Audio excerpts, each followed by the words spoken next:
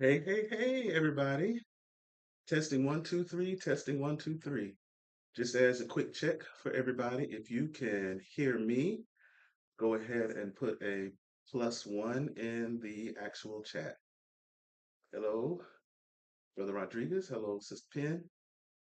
If you can hear me, put a +1 into the actual You want to make sure chat you're human and not a bot. and not a box.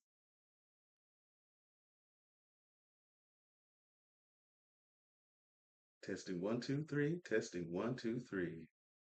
It feels like it's working. Okay, can you hear me? Okay. Lady Martin, can you do the same? You can hear both of us? Yes, hello, hello. Can you hear me? +1. +1. Oh man. Oh man. Okay. we Okay. we have some typers and we have some okay. All right. We have some addition and we have some typers. Great. Okay. Okay, well we're gonna go ahead and get started. Welcome back to God's Blueprint for Marriage. This is a place where we build marriages not that don't just look good from the outside, but that are built to last and that are built strong from the inside. So I am one of your hostesses. I'm Lady Martin, and I am Pastor Andre, brother, friend, husband, confidant, and also dad joke connoisseur. I have one dad joke that I told my wife a little bit earlier today, and it goes as follows. Can I tell you that one? I don't remember what it was, but I Oh, here it pray that goes, it was everybody. So appropriate. hopefully you get it. So it is. I don't think it's kind of like dark humor. I don't think it is, but you just gotta just roll with me just for a moment. So I just saw it, and I really, really, it made me chuckle. So here goes the joke. So here's the thing: when I go to heaven, I want to be just like my grandfather when he passed away.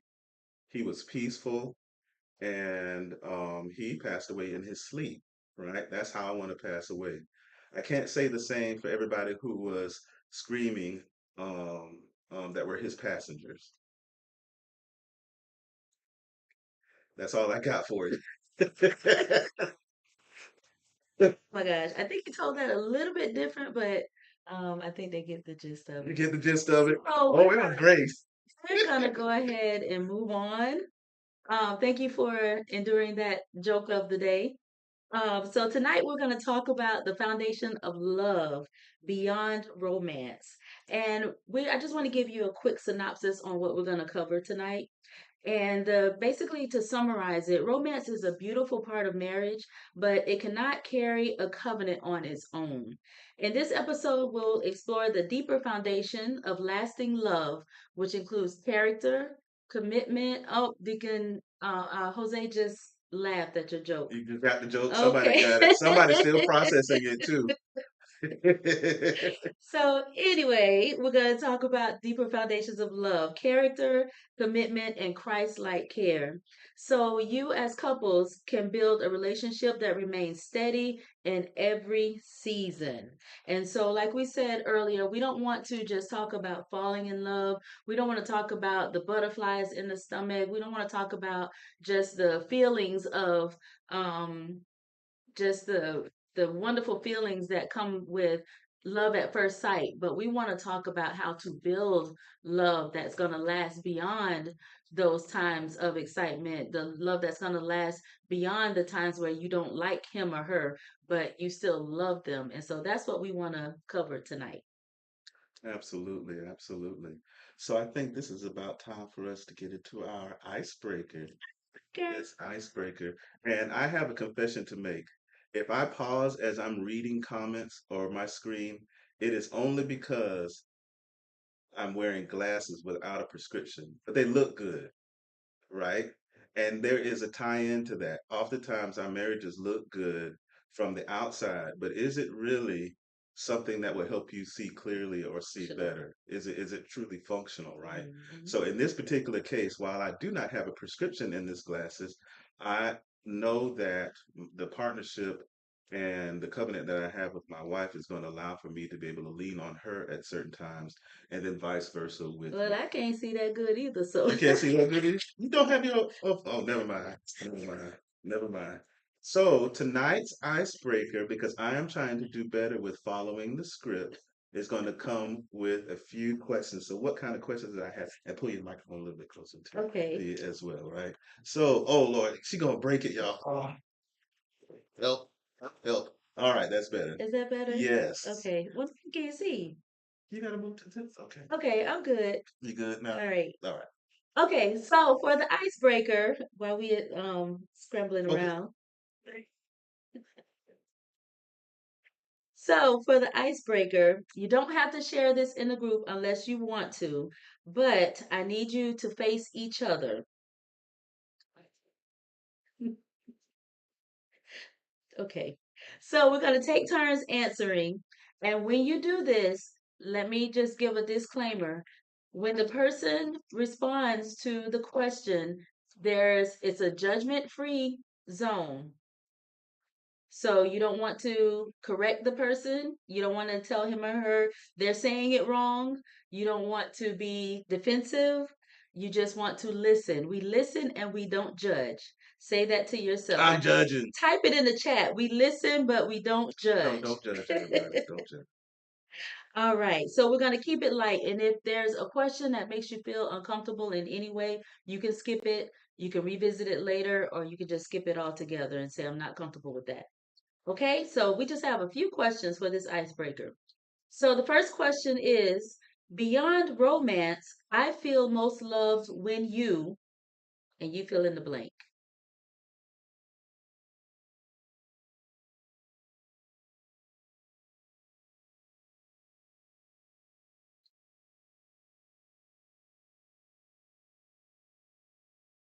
Y'all are doing good. Just a few more minutes. Someone says we listen and judge in a little bit.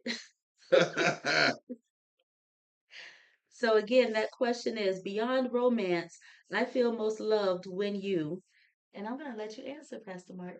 You gonna put me on the spot like that? See, now Lady Martin is the do not put me on the spot specialist.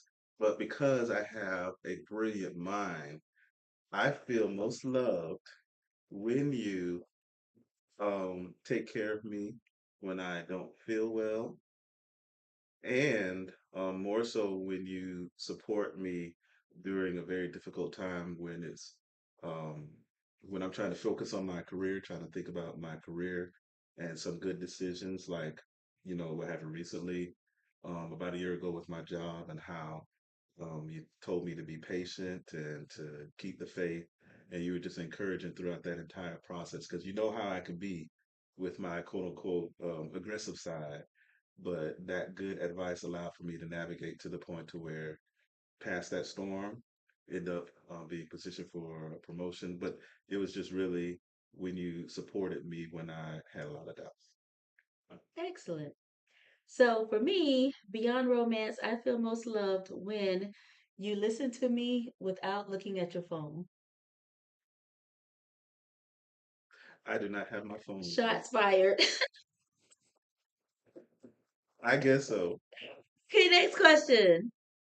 Something I miss about our friendship and want more of is, and you fill in the blank. You say that to your spouse. Something I miss about our friendship and want more of is,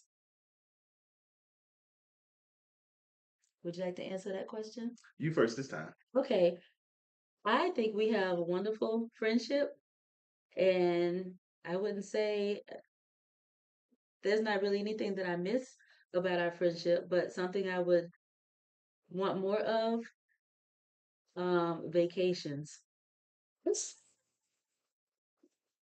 Lord have mercy. And so, Your turn. uh, well, You asked me to let's go. see. More vacations. Something more of. Yeah. Let's see. I don't really have much because I think that we're really in a good place now. With the muffins. Muffins is what we used to call our sons all while they were growing up. Now they're grown now. We still call them the muffins right now. Sorry, Pop and Jaden, but that name is going to stick until we go to heaven. All right. But something I miss from us,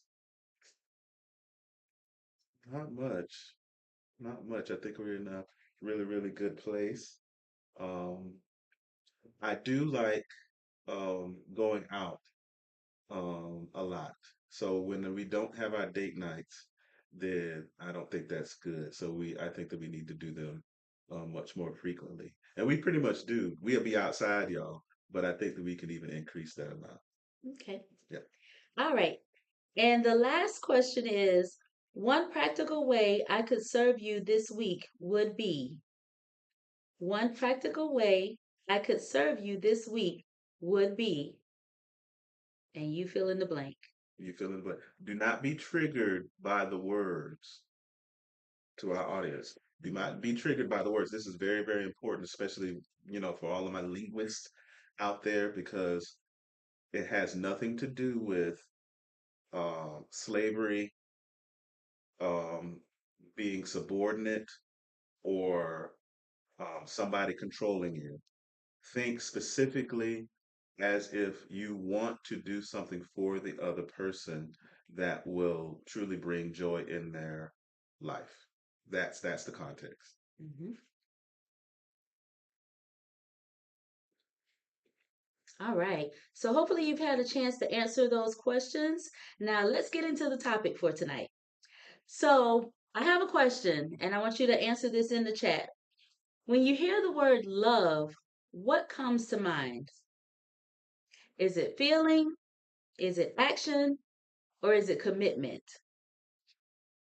When you hear the word love, what comes to your mind first? How I feel? How I act? Or the commitment of love?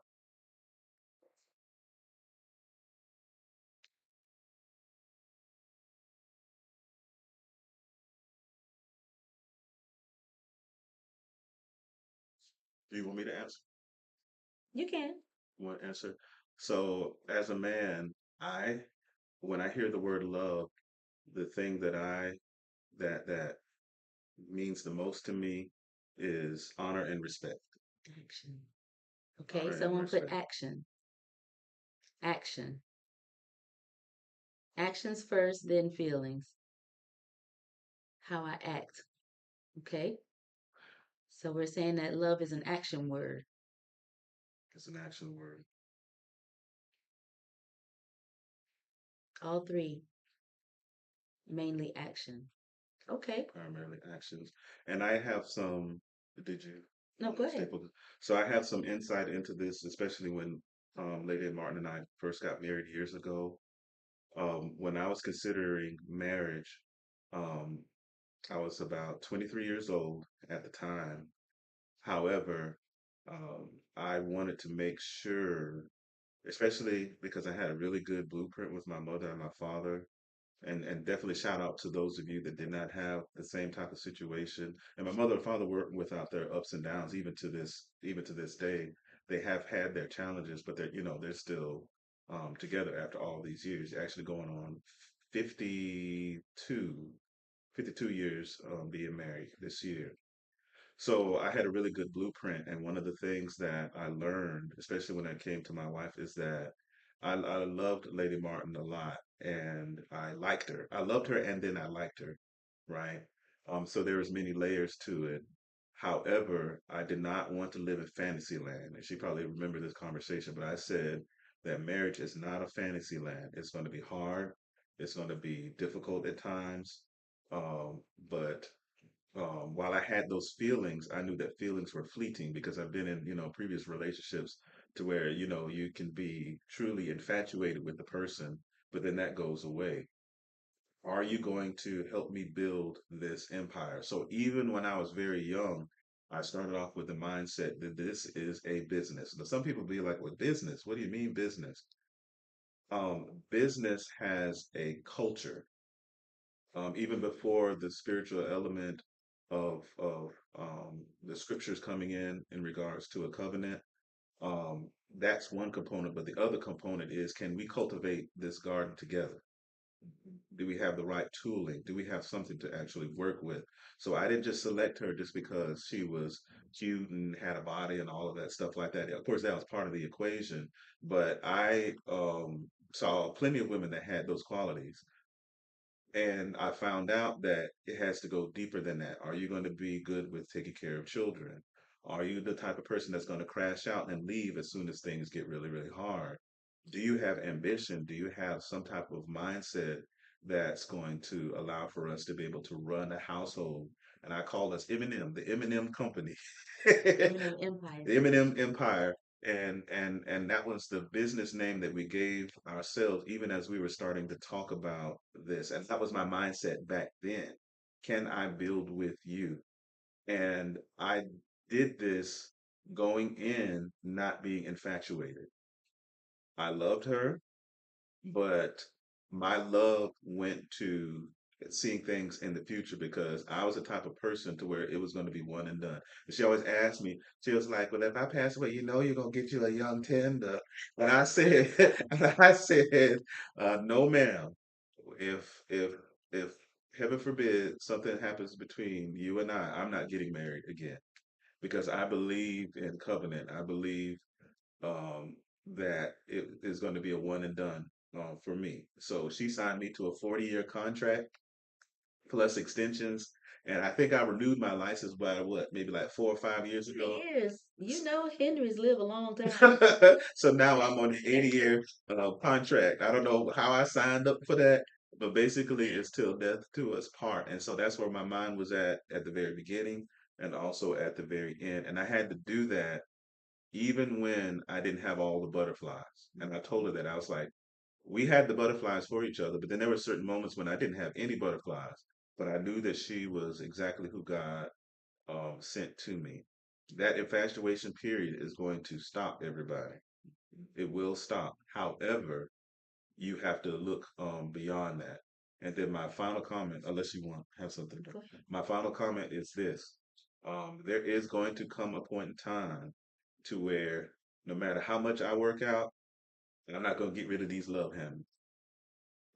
I even remember, and I'll be real transparent right here. She said, she was like, "You got pappy buns."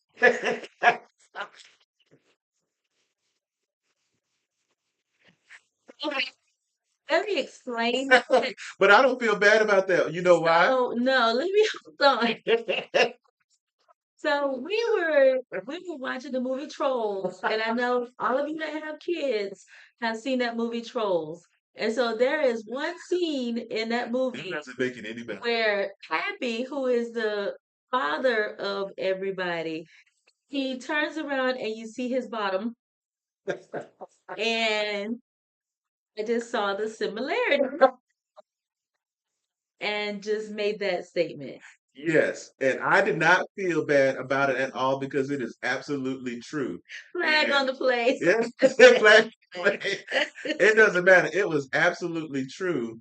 And I heard even John Hope Bryant said, when everything goes to gravity, when things go from up here to down here for both of us, and this is for both of us, Mhm. you have to have something that's still going to keep you together.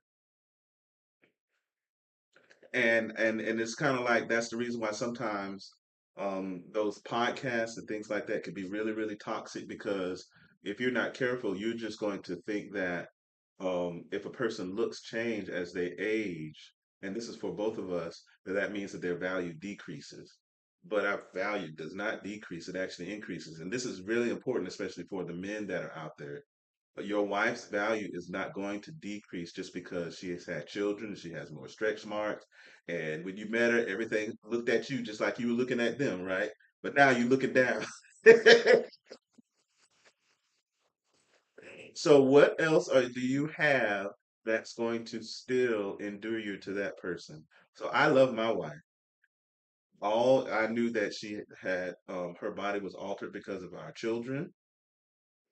I know that there's changes that's happening in her life right now, but we have such a great history with each other. There is no way, even when there were challenges, that I'm going to let her leave without me going with her because she's been there from the very beginning. And it's almost like she doesn't know this, but over the last several months, I replay how she's been there from the very beginning. And my last little comment on this was my dad actually called me yesterday to ask me. about my work with um, my work, and I can't go into all of it because it's a project that he's working on with his ministry. But he said, Andre, you remember when you were working with First Union, which is now Wells Fargo, many years ago, and you were doing some networking stuff, and I was like, yeah, I do remember that. And the reason why I remembered it is because even at that time when my wife was looking for a job, she actually came and helped me put together. She didn't even know what what it was, but we were doing some work in a bank, First Union, many years ago off of Orlando Avenue. I still remember the building, and she came to work with me to move some cables around and all of this stuff like that. And this was in 2001 or 2002. And that was at the very beginning of my information technology career when I was just trying to break in to the environment. I had a little company called Mobile Admin System Consultants and all of that stuff. And he asked me what was the name of the company. And so my dad, which is going on 75 years old, remember that. And I could not tell that story if it were not for my wife being there with me when I didn't have all of what I had back then. See, I remember those times when she helped me start the ministry, when she helped me with my career, when she gave me my children, especially after a lot of heartbreak that I had in my previous relationship. And those thoughts and those memories got me locked in with her, and I love her, but I also like her. I actually like being around her. Now, sometimes she do get on my nerves. Sometimes I need to go, and she knows this too. When she get on my nerves, I get quiet, and then I let her have her space in her room, and then I go upstairs or I go to a different area. But then the cat comes back the very next day, and then she talks trash. And she's just like, "You can't let me be by myself just for a moment." I don't know why she talks so much trash, but that It's not is trash on you. I'm That's I'm true. endeared to her for those specific reasons. And so um I forgot what else I was going to say. But either way, my heart is attached to her, one and done. And anytime you have those thoughts where, I don't think I could do this or I don't feel the butterflies anymore, remember the moments and the time of dedication that other person, whether it's male or female, was with you when you didn't have much, right? And that it's important for that because they help keep you grounded. When somebody grows with you, they're not going to be starstruck by what you acquire along the way. They help keep you grounded. So if you just think that you're just going to hop out and then just pop out with somebody else, please understand that you all have no history with each other. It's not like that out in these streets. It's bad, y'all. It's bad. So love the one that you're with. Okay, that's all I got to say. Go ahead. Excellent. Well, thank you so much for that. And that was definitely prime example of our topic tonight, which is dealing with going beyond romance. As you heard the different stories that Pastor was talking about, he was talking beyond romance, beyond feelings, beyond emotions, and he was talking about marriage as a covenant relationship. And when we talk about covenant, we are talking about the fact that he chose me and I chose him and we chose to work on this partnership together. And also, another thing that I wanted to point out is when he was talking about the times when times were good, times were bad. I know we recite that a lot, especially when. When you're newlyweds, you always say for better or for worse, for richer or for poor, in sickness and health, and all those different things that you say. But when you're saying that, you have to realize that it's more than just words that you're putting out there. You are actually saying that I am in this covenant with you. There's going to be times when I don't like you, but I love you. And because I love you, it's going to go beyond the feelings that I have. When I'm stressed out and you getting on my nerves, I still love you. When things are happening in our finances, we still love each other. And it is that love that continues to flow that keeps us together and keeps our marriage solid, even in those good and bad times. And so I want to pivot a little bit and talk about the five foundations of love that go beyond romance. So we want to just share that with you tonight and then we'll let you go. So the first foundation that we want to look at is trust. It is very important to have trust in your relationship. And when I say trust, I'm talking about reliability in the small things. Trust is built when words and actions match. Now, many of you, we ask what when we go back, we ask, what is your definition of love? Is it feelings? Is it emotions? Is it action? Is it commitment? And the majority of you said actions, which is a very, very good response. So what we want to capitalize on that and say that trust is built when words and actions match, and it has to match consistently, and that's how you build trust. It's not only about making big promises; it's about your everyday follow through. Do what you say you're going to do, even if it's something small. I'm going to take out the trash tomorrow. Make sure you do those little things. I'm going to wash the dishes before I go to bed. Those are little minute things, but those things can build up when you don't follow through with the things that you say you're going to do. Then that spouse is not going to be able to trust you with the bigger things that you say, the bigger promises that you make. You know how it is. Oh, baby, I'll give you the world. I give you the sun, the wind, the moon, the stars, and the mountains. And you can't even do the dishes before you go to bed. So before you make those big promises, start with something small and be consistent in that. And that way it'll build trust in your relationship. And I'll chime in on that. So I've a couple of years ago, especially like when you're working like really really hard, I'm in our marriage I'm known as Mr. Consistency, right? I do what I say that I'm going to do, but sometimes I miss the mark. But when you have a track record of consistency, if you fall off here and there, you got so much credit until you have grace in those spaces, right? Mm-hmm. And so, however, um, one of the techniques that I did to kind of keep that streak going, especially as things slowed down a bit and I started getting back into the groove where you have that busy part of when you're really grinding in your career, is I just get up and just do it like very quickly now. I just drop what I'm doing. If she asks me to do something, even when I don't want to move, unless I'm dog tired, and that's the only time that I won't move, and I say I'll try to get around to it, and I may even tell her, hey, remind me to do X, Y, and Z because I got to get my battery up. I try to do it like right then because I know that sometimes I'll just plain forget. So it's just for memory purposes for me. However, that just continues to reinforce the consistency. Just do it very, very quickly as things of that nature. And also, by the way, as a quick little disclaimer, go ahead and share this with somebody. Go ahead and share it with on your Facebook wall. Share it. On your Facebook page, whatever it may be, the groups that you're a part of, because trust me, our community needs this. Our community needs to hear from people who have not only been together for a long time, but have had a quality marriage for a long time. Those are two qualifiers, especially when you listen to the podcast. And I'm not downing anybody because anybody can tell you the truth, but you don't want the only qualifier for credibility just to be longevity, right? There's a lot of people who stay together because there is no other option. But we both have options, right? You want to have somebody that has been together, that loves each other, that likes each other, and has gone the distance and still will say, I do. I don't want anybody else, right?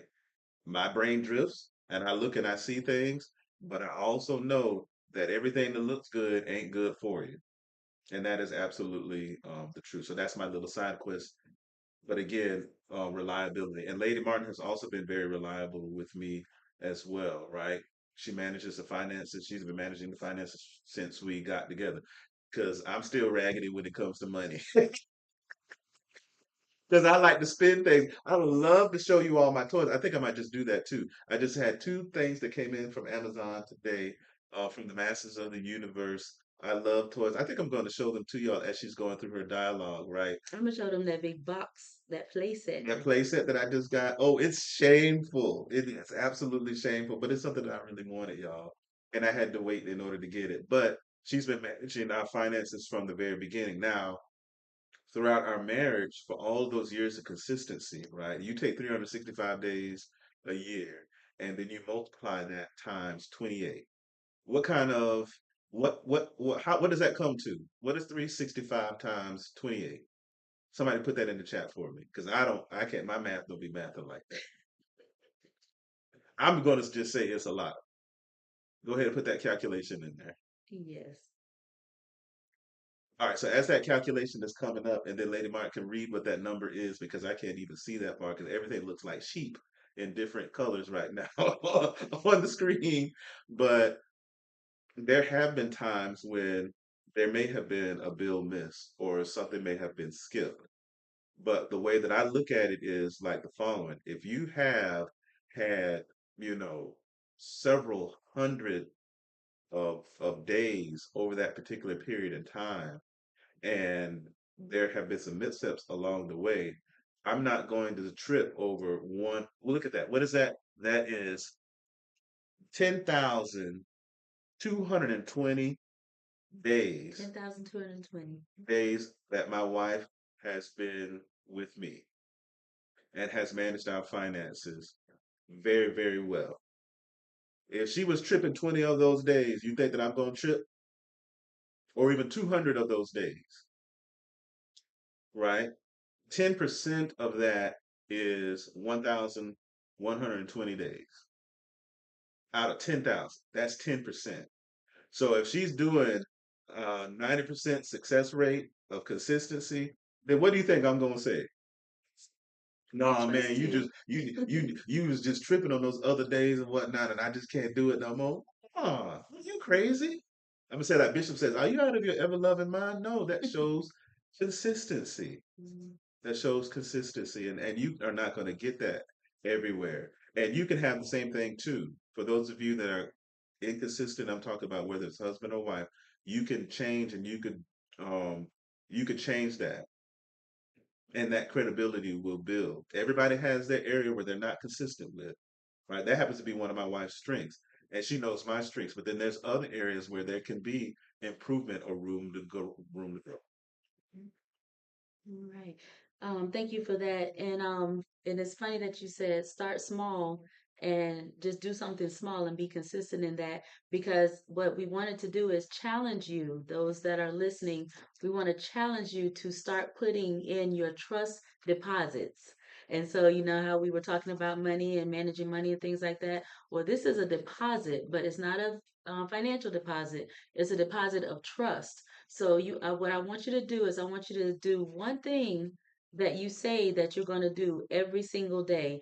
And when you do that, you call that a trust deposit. So you're building or rebuilding that trust, because we know that as couples, there's sometimes, like Pastor said, that we fall off the wagon where we stop doing things. But what you have to be careful of is falling into the rut of, well, I'm just not going to do it anymore. I didn't do it, whatever, I missed it, or I didn't do what I said I was going to do, or I was inconsistent in this, so I'm just going to stop and do something else.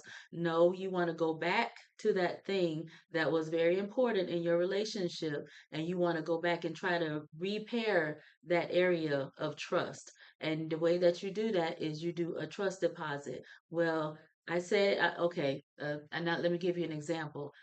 I'm going to text you before I come home to make sure that you don't want me to pick up something from the store. That's something that you told your spouse that you're going to do. So so it's your responsibility to, on your way home, before you get on the road, so no texting and driving, but on your way home, you're going to send a simple text. Texting, driving. Huh? Y'all be texting, driving. Don't, no texting and driving. We will not condone that. But while you're on your way home, you send a quick text. Hey babe, I'm on my way home. Do you need me to pick up anything? And you do that consistently. And then that person is saying, "Oh, wow, they're actually thinking of me before they come home. Even if they've had a hard day, even if they've had a long day, they're thinking about me. Are they thinking about something that needs to be done in the household or something that needs to be taken care of?" And then that starts to build a little trust. And then, especially for our men out there, I'm trying to help you. Then, or I'm actually trying to help the ladies too, because the ladies will say, "Okay, can you pick up a loaf of bread?" And you get that right. And so the next week, Can you pick up a loaf of bread and a carton of eggs? Oh, they got it right. Can you pick up bread, eggs, Get too and much. cheese? Uh, And so, but I'm just saying that's how you put your trust deposits instead of him or her, because it could flip both ways. Saying forget it. I know that they're not gonna get what they're supposed to get. I know that they're not gonna do it right, so I'm just gonna do it myself. what you calling for? Yeah, a lot of times we have the mindset, and it's often to our detriment of I'm just gonna do it myself. So on one end, you want to do the trust deposit, but the other person needs to learn how to trust and needs to allow for that person to help as well. So I'm preaching better than y'all looking at me. You don't get no badge of honor burning yourself out and trying to be Superman or Superwoman. People, there are going to be seasons in your marriage and in your relationship for those of you that are even thinking about being married later on in a healthy way, right? Even for my singles that are out there that do have a desire one day to be married, if this is your lane, there are going to be those moments and times when you want to, I'm gonna say flag on the play with the 50-50. No, it's not 50-50. It's 100%, 100%. Meaning that my 100% may be only 10% because y'all be checking out sometime. I may only have 10%. She has 90%. Lady Martin had a bunch of energy. She was on 10 today. Me, I had to take a couple of naps. But I gave her the maximum of my 20% when I woke up. Like we had a little banking issue and she was asking some questions. She was getting kind of frustrated. So I had to wake up. And then I got into my brain. She liked to talk to me as soon as I wake up before my brain even gets engaged. But then I was like, she needs my help. And so I went through the process, solved the problem, and then I was able to engage. I wasn't there for the majority of the time that she was on the phone working with the people. So I gave her the best I could at that moment in time. So I get what you're saying about the 50-50, but it's not 50-50 because that's only halfway. You want to give your best effort of what you can do. Whatever you can do, maximize upon that because sometimes I may be 90% and she may have to lean on me for the 10%, right? You know that time of the month sometimes, right? When you know that sometimes our wives go through, right? They may not be feeling very well, but you want 100% then? Nah, not likely. So you're going to have to do more. You may have to be engaged with the kids. I understand that you did all the hours that week, but that's not, you're not working 24 hours a day. So you have to do a lot of the give and the take. You have to shift the scales back and forth some, right? And then after that person does that little, does that consistency, you'll feel a void when they don't do it. Like they didn't call me today. Now, in our marriage, Lady Martin and I talk every day, even if we're aggravated, upset, all of that. Now, there have been times on rare occasions when we do not talk for an extended period of time. Like if we really had a falling out with each other, we may not say anything because one of us might say something crazy. It goes off the edge, right? And those rare, but we know that there's an issue that we need to address it, and we give each other at least a maximum of about 48 hours, maximum maybe 72 hours to deal with it. But most of the part is usually like 48 hours, and on those rare occasions when it does happen, or I'm really busy at work. And then Lady Monica be like, "You ain't called me today. What's going on?" I was like, "I'm busy. I was just going through." She said, "It doesn't matter. You stop." You stop and you talk to me and you call me. And I'm like, yes, ma'am, I'll do better. And then that's that. And then we start giggling and playing on the phone. And then when I get to the house, she don't say nothing to me. But then that's I don't know. Why you do Because we've said everything that we need to say. that? Okay. All right. But yes, reliability and consistency and keeping your promises. And then when somebody shows, oh yeah, that was the other point. In marriage, sometimes you do take each other for granted. The consistency, the faithfulness, the repetitive nature. coming home every night. Sometimes when you're in that safety space, there is a tendency for people to sometimes abuse that gratitude. So then you all have to take a moment to reconnect and re-engage and be like, hey, I see your consistency in this area. I know that it's not like this in other places, and I do appreciate this. These are one of the things that I do love about you. And this goes for me, and this also goes for her. So in those moments, take a moment to kind of think about it, right? And I think this is also the reason why sometimes it's good for each person to also have their own space and their own time away. You can't be up under each other all the time. You need to have your own life outside of your marriage. And it's kind of like one of the wise things that my dad said years ago. He's like, sometimes you have to give the other person a moment to miss you. It seemed like he was me, and I was like, I like to be up under her all the time. But then as I got older, I saw the wisdom in that because human nature, just like our relationship with God, God is consistent. He's the same today, yesterday, and forever. And he's always there for us. But you know, we be tripping. We don't always keep our end of the bargain, right?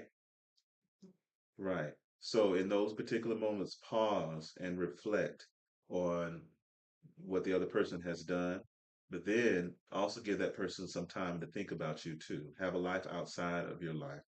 Give them some time to miss you, and then they'll appreciate it. It's just part of human nature.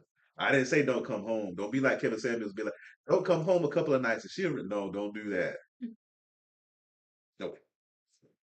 I changed the locks. Oh no.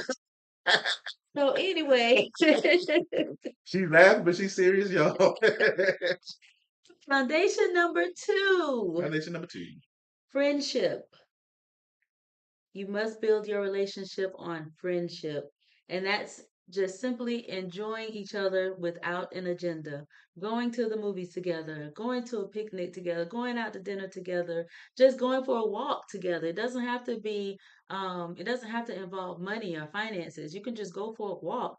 Let's take a walk around the lake. Let's go to the gym together, but just doing something together as friends. Because one of the things that, and I say this especially to our younger parents, our parents that have younger kids, one of the things you have to be careful of when you have kids is to not get so involved in their sports, their activities, their extracurriculars that you forget about yourself as a couple.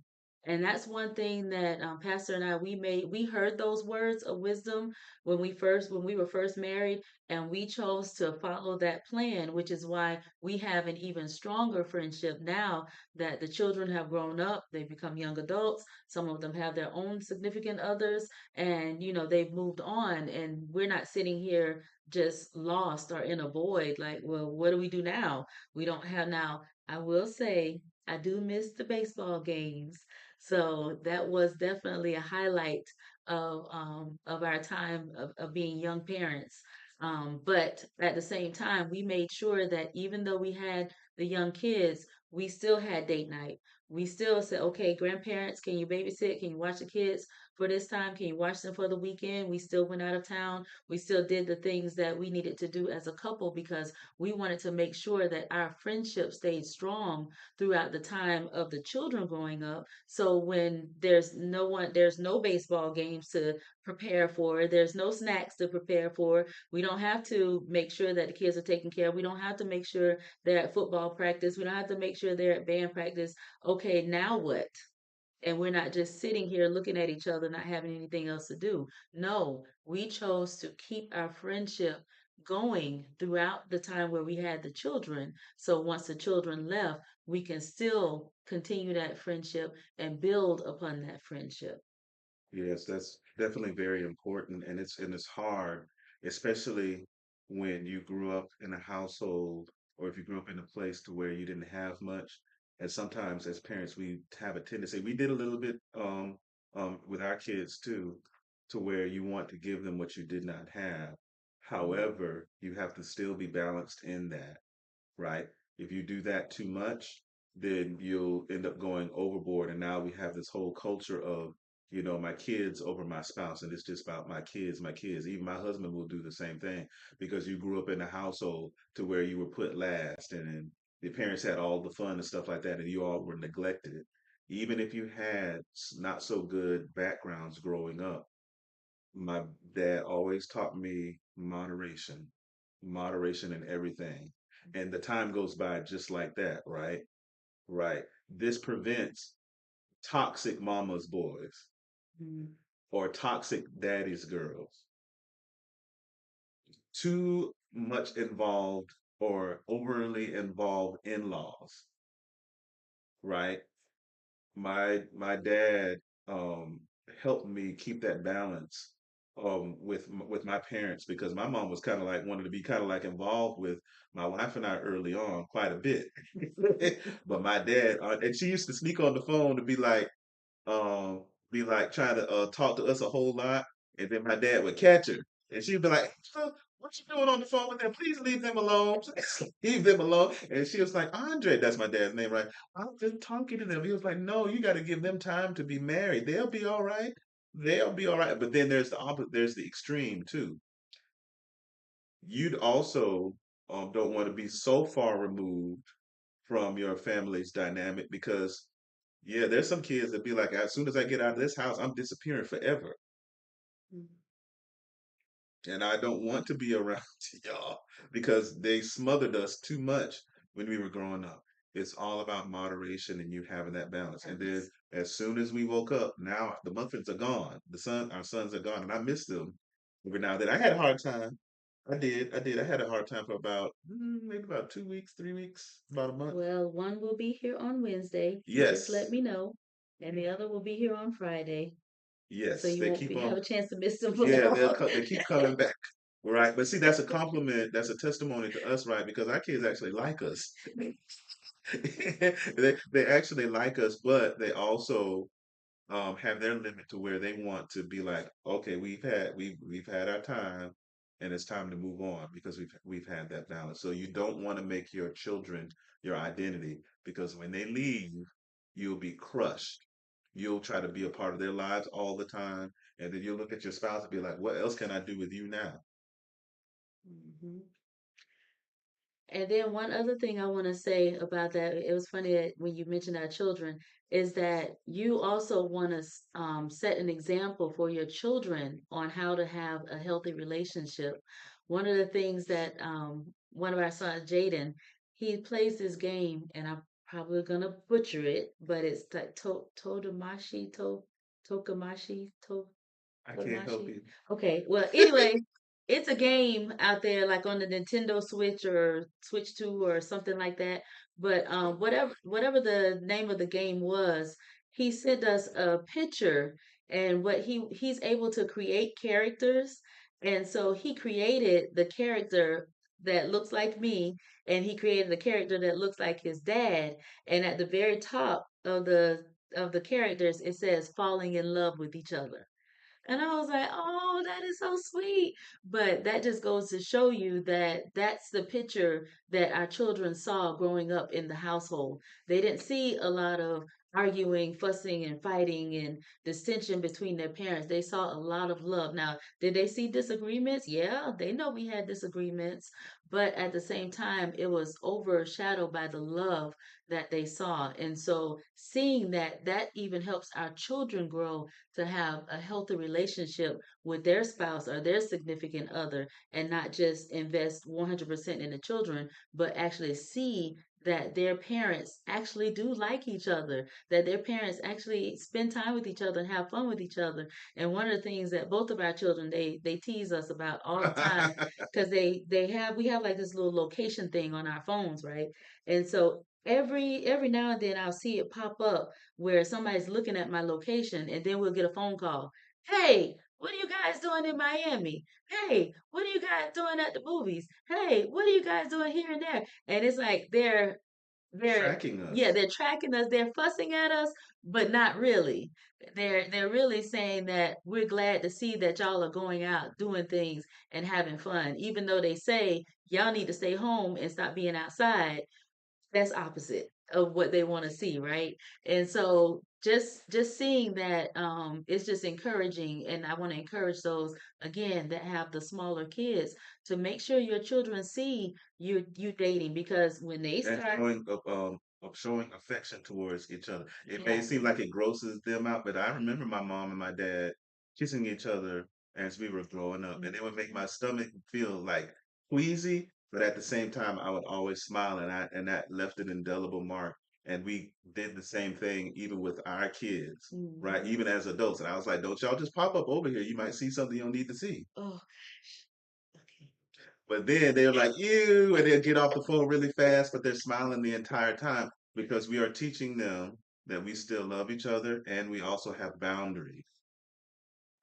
Those boundaries are very important as far as our relationship with each other, right? It's very, very important. And then they use that as a blueprint for like for later on within their own relationship as well.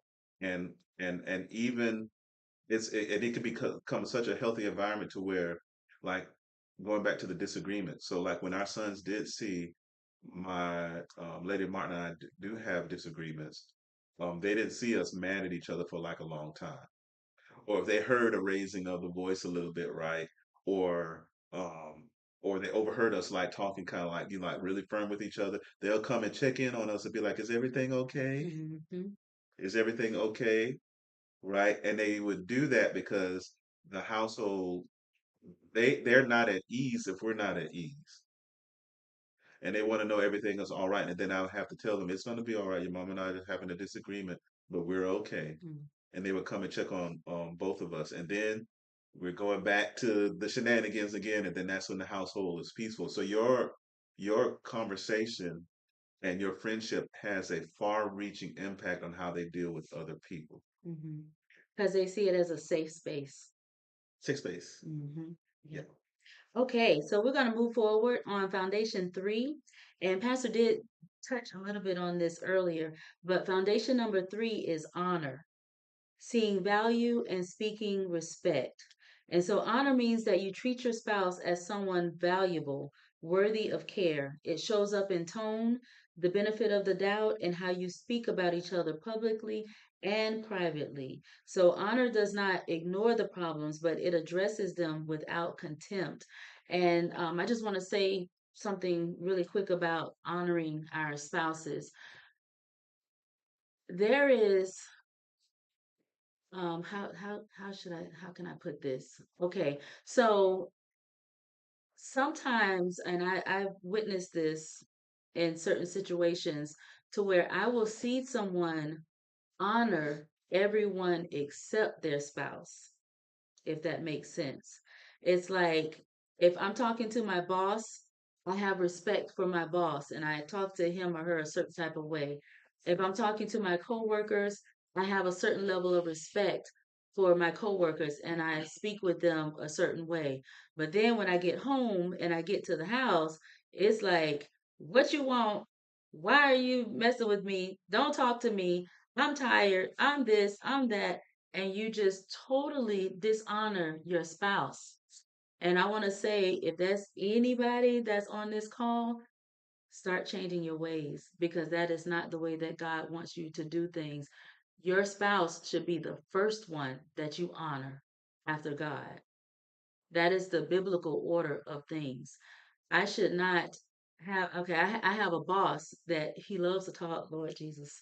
He loves to talk. And he calls every single day on the little Teams call, because when I work from home, he's always on the chat and he's always calling. Now, if I talk to him and I'm smiling and laughing and showing him respect and things like that, and then I get off the phone and my spouse says, "Hey, what you doing? What do you want?" I've seen it.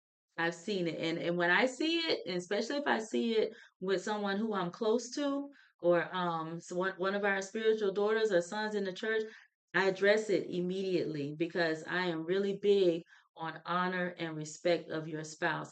I don't care if Pastor Martin has made me upset. I don't care if he did something that made me want to kick the dog and cuss out the cat. I am not going to dishonor him because that is not the way that God has set our relationship to be. He is to be honored, and as a man, your wife or your spouse is to be honored as well. So that is really, really, really a big deal to me, and that is what we have in our foundation number three. So I will let you say whatever you want to say about that. I'm Okay. very passionate about that. You got if you don't know, you will never see me like we laugh and we tease and we joke with each other and stuff, but you won't see me dishonoring the man of the house because I have a level of respect for him because I love God and I love him.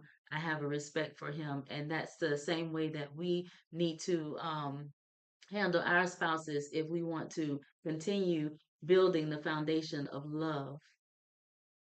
Yeah. That's all I have. Okay. You have nothing? You No. done? No. No. Oh, I would just say that it's very important as far as like honor. And so I have an area of growth, right?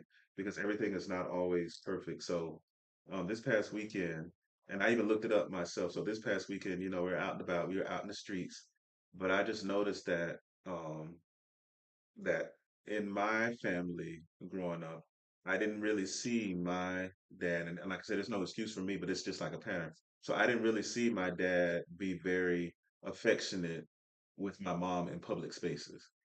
They kind of just left most of those things at the house, and we saw that they were always together with each other, right? But I never saw them hold hands. I just saw them with each other, or they were always in the car with each other, and my mom and I they would just be with each other. They would laugh a lot and joke a lot, but as far as like physical contact, they didn't do that. So Lady Martin brought something to my attention. She was like, I want it to be to where we're out in public.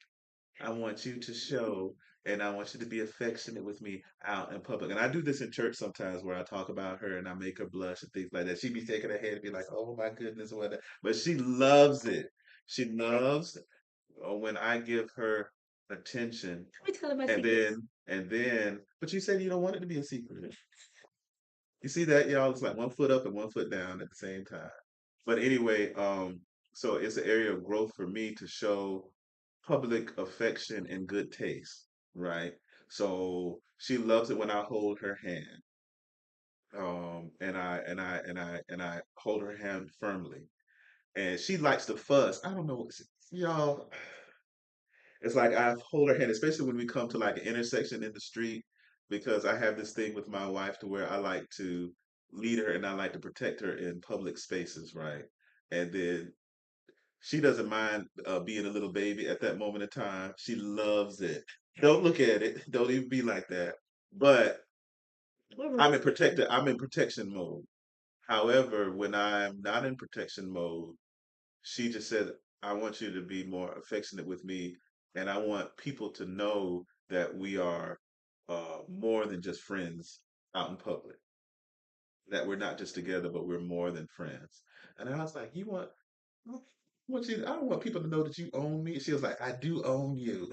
And she's just smiling right now. It's true. It's true, it's true. And so I was like, okay, well, I kind of feel kind of awkward, right, with public display of affection, but it's an area of growth for me. I'm going to work on it, and I will try to be. Because see, I have like two extremes, y'all. I'm going to be kind of stoic, or I'm gonna be managed. So I just have to work on not being managed in front of everybody. She knows exactly what I'm talking about, right? So I'm going to be working on that as a person of growth because that's my way of showing her that I honor her publicly, right? Especially if we're in front of a bunch of ladies. This is definitely the case. She wants me, and I don't even be paying attention and all that because I'll be oblivious. I'll be on my phone, but she probably sees a lot that I don't see, and she wants to let everybody know that this territory is firm and this man belongs to me. And then she also says to me on the slide, I want the men that may be glancing, because I'm secure. I don't really be rolling like that, but I want the men to also know that I belong to you too. That's the part that I was talking about. That's how our conversation went. So Yes. all of But that, that all I'm of that looking at that the you just body of work. said. I'm talking about over a period of time. Now that I think back, not just this weekend, but I remember patterns and I remember instances, and I Mhm. see these particular types of things, and it's like, okay, Mhm. right, that's it. Mhm. So now that he gave his side of that, let me give my side of that as well. Because I just be chilling. So the situation, especially like this weekend, so we were at this event and it was for him. And so there were a lot of men at this particular event. And, people are just friendly. I'm not saying that people were trying to hit on me and things like that, although some of them were. But just in talking, there were times where I was there by myself or he kind of checked out and was like, "Oh, is she okay?" or I whatever. was And trying, y'all. so my conversation with him, but okay, so my conversation with him was don't leave me out there by myself because that makes me look available. And I don't want to have to be the rude one and say, back off. I want to make sure that they see us together and that they see that I belong to him. So even in that conversation, I wasn't disrespectful. I didn't say anything that would dishonor him. I just let him know that this is how I feel if you check out, or this is how I feel if you're over there. Yeah, he may be handling business or, reconnecting with someone he hasn't talked to in a while. But if I'm standing there and I'm by myself and then there's other people approaching me, that makes me feel uncomfortable. And so that was my point in explaining that to him. So I was like, hold my hand or let me stand with you or something so I'm not just out there by myself. So that's how that And see, conversation that's went. new for me because I'm not really and you hear it a lot that this is like the other side of the coin. Because I am, I know that my wife loves me, and I know that she wouldn't be out there tricking. And I'm really secure in myself. It's this is like me having a transparent moment. And I know I'm all that in the bag of chips, and Oh, I okay. know and I'm confident in my abilities, the way that I look, and the way that I talk. I know that I am more than a snack. I know this. Need a pool table. However, it's still an area of growth for me because public displays of affection, that was not something that I saw growing up. That's not something that I did. That's not something that I did much even throughout dating or anything. I kept most of those things behind closed doors. Every now and then I would, do the holding of the hands or I would hug and I would kiss. I have no problem doing that. But because it's a value to her, then I'm going to be more intentional on that and also do things in good taste. Because you've seen people being raunchy out there in front of everybody. We don't want to work in extremes. But because it's an area of growth for me, then because I honor her, then that's something that I'm going to do um, even more, right? And she does the same thing with me as well. Hmm. That's all I got. Okay. Foundation number four, because we're going to wrap this up kind of quickly. So, foundation number four is service, and that means love with skin on. So, that is the action that everyone was talking about as when we first started I the heard that podcast. wrong. Love with skin on. Yes. Okay. Put some skin in it. You know how you say put some skin in the game? Y'all, I ain't gonna even lie. My brain went straight to bucket naked. So, It's um, getting late. It's gonna get worse. so as I said earlier, we're gonna wrap this up We before. got one more after Yeah, that. we got one more. Service is See, now this is the public displays of affection. See that?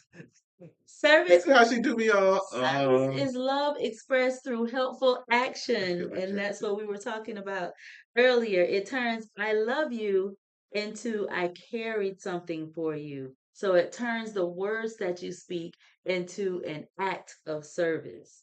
So that includes visible tasks like washing the dishes, taking care of the bills, taking care of the kids, running errands, things like that. And but it doesn't stop there because it also includes the intangibles like planning, like remembering, like initiating, like emotional support. So when we say love is an action word, we're not just saying love is something that you do for me. It is also the way that you handle something for me and you take something off of my plate. Well, I want to go on vacation. Instead of the person that's always planning having to do that, how about I take some of that responsibility and I start planning, or I plan an activity here and there. One of the things, and I'll give an example. One of the things that I love about Pastor Martin, so we've been married for a long time, and we took our kids on vacations with us and things, and I always had an itinerary. I know what we're gonna do from the moment we wake up to the time that we leave from whatever destination that we're at. And so I always had an itinerary. And so there have been a couple of times where I was just exhausted, y'all. And I said, you know what? We're just going to be spontaneous. I'm going to let y'all plan something. And it's been disastrous. We did, and I'm like, oh my God, this is not going to work.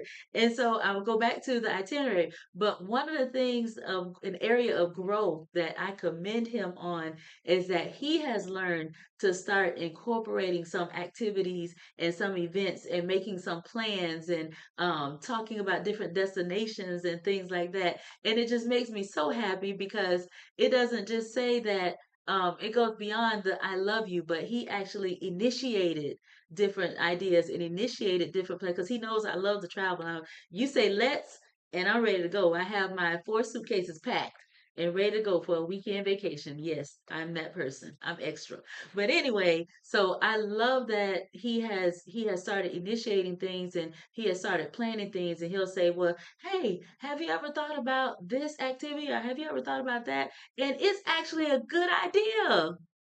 You have good ideas. Ah, And I'm so proud of I don't you. even remember none of this stuff, but he done wore me down over the years, y'all. So I He guess does. He comes up with different ideas, and to me, that is putting love in action. So it goes beyond just doing the dishes or mowing the yard or sweeping or mopping or doing things like that. But he actually initiated activities that we can do together, and we actually enjoy ourselves. So good job on that. yes, and it was an area of growth because like I said, growing up, we only went two places. We went to St. Augustine, and that was for holidays or whatnot, which we like. And then we went to um, where was the other place we went? St. Augustine, or we went to Orlando. Main reason why Lady Martin and I ended up in Orlando is because my mom had classes down here, and we used to stay at the Delta Hotel, and it was so fun because we got a chance to get away from Jacksonville for a little Did you while, get in the pool? and we got a chance to get in the pool. My dad would always say he used to feed the ducks around in downtown, next to the Camping World Stadium is what they call it right now. They used to call it the Orange Bowl back in the day. But those things were very, very meaningful. And from that point on, I was like, you know what? I like to go places. I like to travel, and all of that. And so instead of her just planning everything, now I start putting things together, even with that I want to do. Like, what am I going to do for my birthday? Are we going to go to the Bahamas? Are we going to go to XYZ place? Maybe we're going to go to Vegas, maybe Bahamas, maybe we're going to go to Epic. Or I'm trying to plan things together that we could do together that I would like to do and then get her feedback on it. And I usually didn't do that. And I think it's because when we were earlier in our marriage, I kind of valued more so things, more so than places, because we didn't really have a lot. So I wanted the stuff. But then as I got older, it finally clicked that it's about experiences because, the stuff that you have, you're not gonna you can't take it with you. But those experiences, those memories are very, very important. So I started valuing that even more and getting involved even more because the mindset has changed. It was an area of growth for me. Excellent. And then our last foundation is, and this is one that's a little bit more serious, but it's repair. That's foundation number 5 is repair. Confession, forgiveness, and new patterns in that order. Every couple hurts each other, but the difference between resilient marriages and fragile ones is not the absence of conflict, but it's the presence of repair. how can we fix this? Something has happened. It has caused a rift in our relationship, but how do we get past this without saying sign the papers or without saying the D word every time we get in an argument? We have to learn how to get beyond those feelings and beyond those emotions. And so that's where the foundation number five, repair, comes into action. So repair is humility in action, is owning your part and listening without defensiveness and choosing forgiveness that leads to change. And so it's just when you're looking at like when you're receiving salvation, right? The first thing you do is you're confessing your sins. You're confessing that, I'm broken, I'm a sinner, I've done this, that, and the third, and there have been times where I know that I did things that I shouldn't be doing, so I'm confessing my sins before my Father. But then after that, you also ask for forgiveness, and that's called repenting, right? And so it's very parallel. Your marriage is very parallel with your relationship with God. And so when you repent, that means you're going to change. That means that you're going to ask for forgiveness and you're not going to continue those patterns of behavior that led you into the situation or into the conflict that you had. Now, that's not saying that that conflict won't ever resurface or it won't ever come up again, but you'll know how to better handle it if you handle it in the way that the order that God has given us to handle it in. Once you do things God's way, it'll be a lot easier to repair those risks that you have in your relationship. And I will say this, that it's very, very important that you learn self, um, not just self-care, but also, um, especially for the believer, that you know how to hold yourself accountable to God. Very, very, very important. Mhm.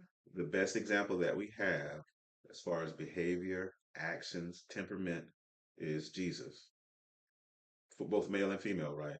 But specifically for the men, you have to be able to reflect on your behavior and good feedback, especially if you have somebody that's telling you information from a good place, Mhm. right? So I value what my wife says. I was open to go to counseling. I try to be mindful of my words and I try to make certain types of adjustments because I want us to be on a smooth pace. I don't function well when we don't get along. I don't. I like peace. I like continuity. I'm used to having a peaceful home. I'm used to being good friends with my wife. I'm used to being in a lovely type of a relationship, a very affectionate type of relationship. What did you hear? Say it. Say it. Say it. I heard lovely hot relationships.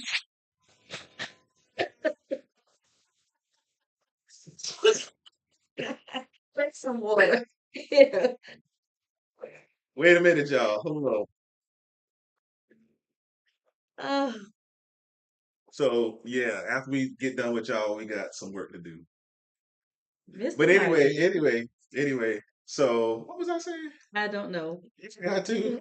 Oh Lord. So repair. So oh yeah, that's what it was. So we don't do well when I don't do well when we're not getting along with each other. But I had to learn that some things you can't just fix overnight. You have to work on it. Mhm. So step number one is working on yourself. Mhm. She is upset with me. He is upset with me.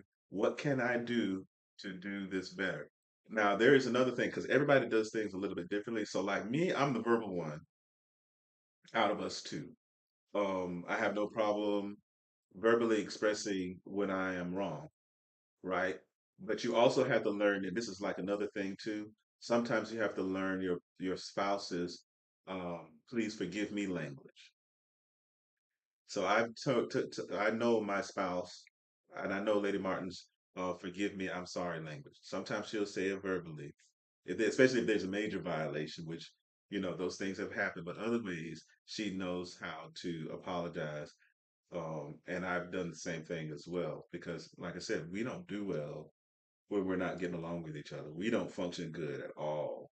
When things are not right, we'll be quiet for a little while, but it's just We It's are, not normal. it's not normal. It's not our norm, especially for Dysfunction being a is good, not normal. yes, not for us. And so we don't do well, right? I remember even the last falling out that we had, I was like in tears. I was like, I don't want to be like this. I don't like this. I don't like not getting along with you. I don't like um, um, me upsetting you, et cetera, et cetera, et cetera. I'll do what I need to do and say, baby, I'm sorry.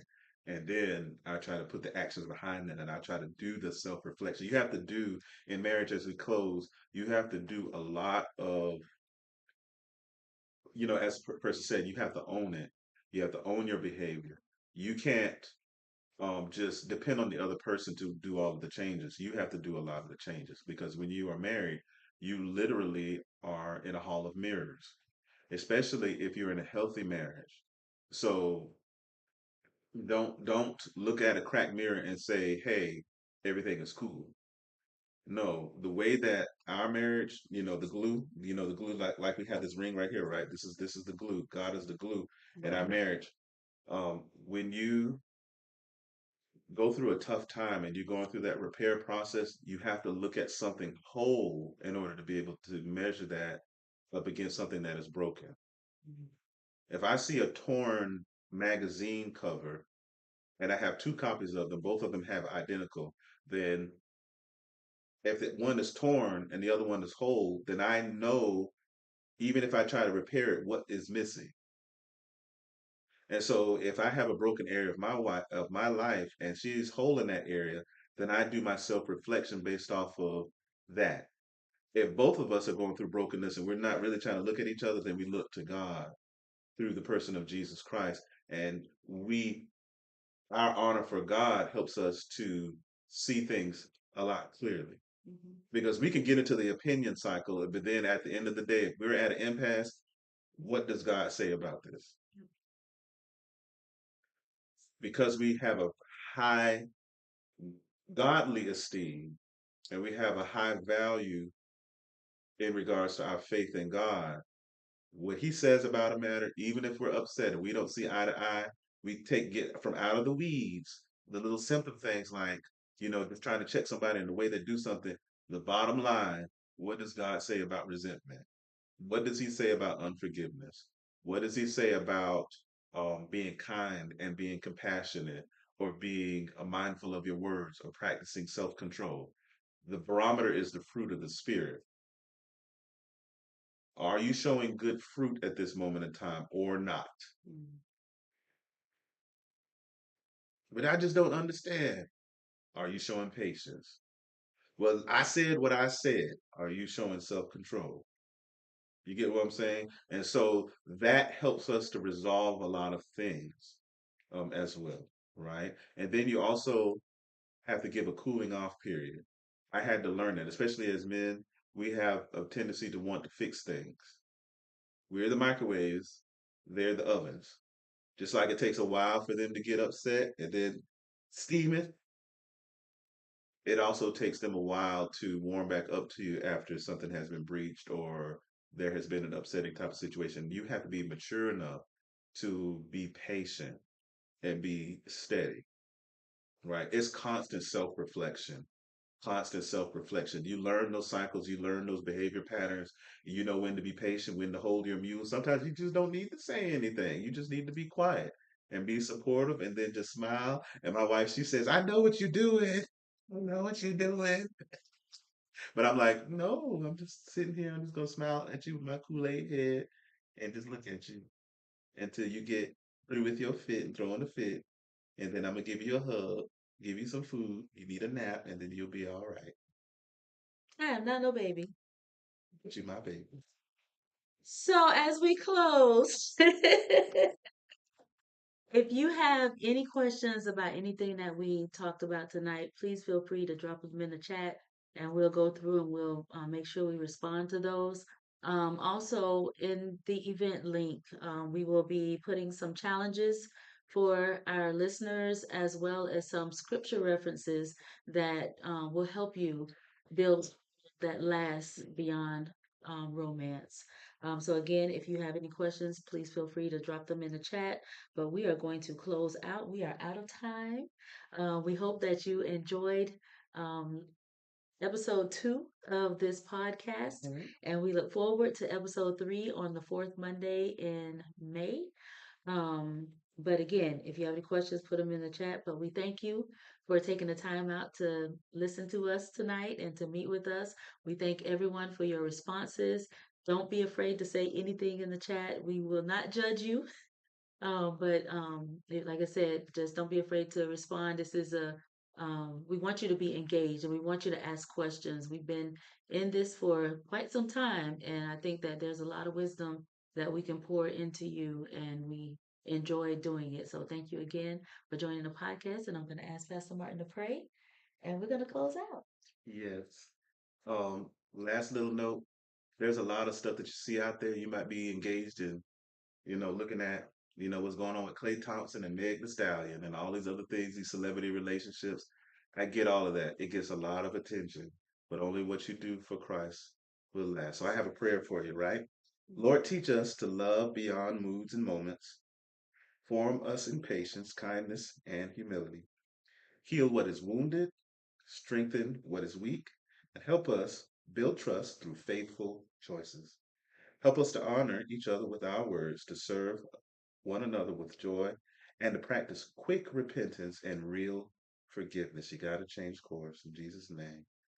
And then finally, be the third strand in our marriage, our wisdom, our peace, and our strength in Jesus' name.